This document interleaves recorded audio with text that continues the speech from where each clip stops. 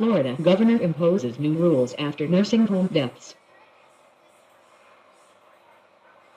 Governor Rick Scott of Florida announced new rules on Saturday requiring nursing homes and assisted living facilities in the state to have generators capable of maintaining comfortable temperatures for at least 96 hours in the event of a power loss.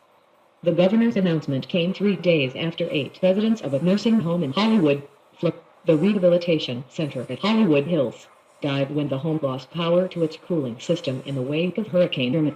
The public outcry over the episode has intensified after the home said that its staff, or people calling on their behalf, had contacted the governor himself, as well as the power utility and several county and state agencies, to get the problem resolved. To little avail. Under the new rules, all of the state's assisted living facilities and nursing homes will have 60 days to obtain what the governor's statement called ample resources that will sustain operations and maintain comfortable temperatures for at least 4 days after a power failure. Those resources, the statement said, include a generator and fuel. The emergency action also requires that the state fire marshal inspect the generators within 15 days of installation. In his statement, Mr. Scott warned the failure to comply would result in fines and the possible revocation of a facility's license. Lawrence Guinon, the governor's press secretary, said the rules were effective immediately and would last 90 days, after which they could be renewed. She said that Mr. Scott would fight aggressively to put the rules into law, and that the rules do not include state support to pay for what could end up being daunting expenses. It is our expectation that these facilities will do everything they can to protect lives, she said. In response to criticism over the home's attempts to get the government to help, a spokesman for Mr. Scott has said the calls made to the governor were referred to the State Agency for Healthcare Administration and the Florida of Health and quickly returned.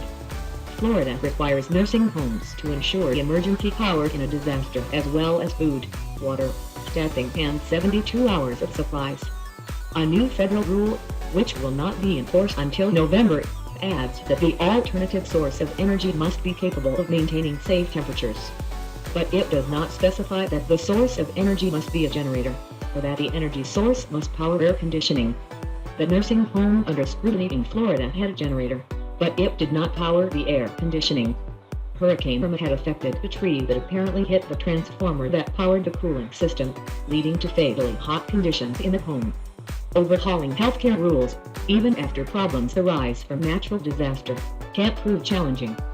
Hospitals and nursing homes have sometimes pushed back against requirements, arguing that they are costly, unnecessary and a particularly crushing burden on smaller homes. In a telephone interview on Saturday, Martin Goetz, the chief executive of River Garden Senior Services, a nursing home in Jacksonville that did not lose power for air conditioning, said the governor's newly imposed requirements would be impossible for many homes to comply with in such a short time. What I think nursing homes will do is buy a lot of fans, he said. You can't just go triple and quadruple generating capacity. Doing so, he said, takes planning, reviews and approvals, all of which takes time. The governor, Mr. Goetz added, is shooting from the hip and choosing to require more resources, when in fact, the problem at the Hollywood facility was a failure of management. Robert E. Solomon, the division manager at the National Fire Protection Association, said the emergency rules also seemed like the kind of thing that normally would have to go through the public rule-making process. The idea and intent is worthy, he said, but that is a lot of generator capacity, design, installation and inspection to complete in 60 days. Others welcomed the rules. Gail Coleman, who runs Gail's assisted living facility in Tampa, said that they were a good idea and that she planned to buy a generator. Her home, with 8 residents, lost power for 4 days after the storm. Times like these you find out exactly what you need and should get, Ms. Coleman said.